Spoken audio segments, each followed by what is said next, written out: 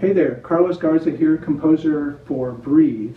You're probably wondering how I approach scoring this film. Well, I started the way I normally do, which is to start near the end. I take perhaps the hardest scene or the biggest dramatic scene and write some music for that to get some ideas, bounce that off the producer and director. And I did that here once I had approval and I liked what I had done. I moved to the beginning of the film and started incorporating some of those melodies to create motifs for the characters and for the emotions that you see. I started with the painter, gave her a kind of a pattern involving piano and harp, an interweaving pattern that simulates or gives you the idea of motion, and that ties into her character, who's sort of got a motivational aspect that works in the film. The other character, the lead female character, is grieving, but she's also got this anxiety that's lingering. Rather than play up on the sadness, I was asked to kind of look at sort of the anxiety element, the tension. And so I created a motif that was based on low flutes, like a bass flute sound, and some other low, breathy instrument sounds that would kind of ebb and flow and give you a feeling of tension in your gut when you see her dealing with the question that's on her mind. That music, that motif with the low, breathy anxiety elements also worked for the male character in the film. It works in a different way when you see him. And by the end of the film, those two different interpretations come together. And there really isn't a split, as we learn. So it's part of what we learn in the film.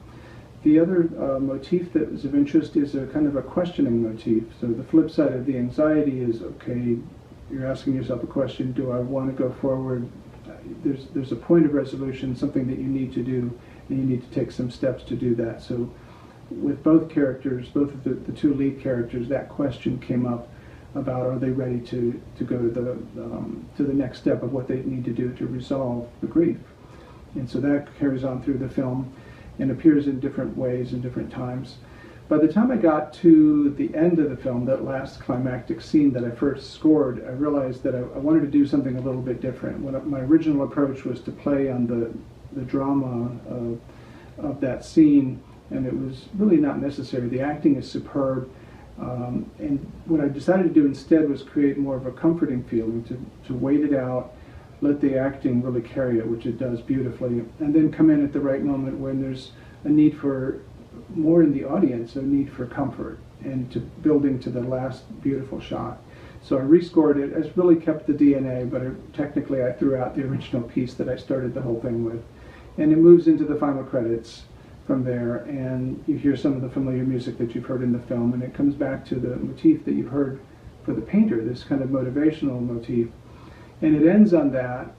What I changed was I made it a major chord, so to connote the idea of healing and comfort, relative comfort, at having gone past a moment of grieving and moving on.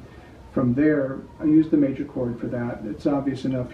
People that have heard the music will hear that and recognize that. But what I did differently was I also removed one of the notes. So instead of it being a 4-note pattern, there's only 3 notes.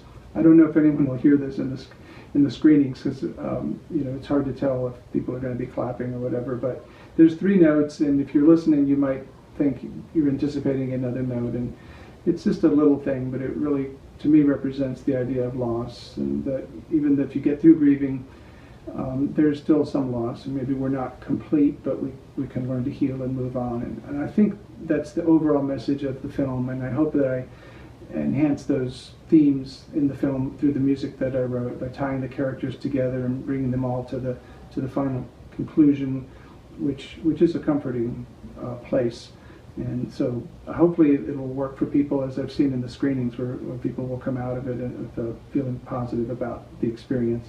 So I hope you enjoyed the movie. I hope you enjoy it as much as I enjoyed composing for it. And that's all. This is Carlos Garza signing off, so see you at the movies.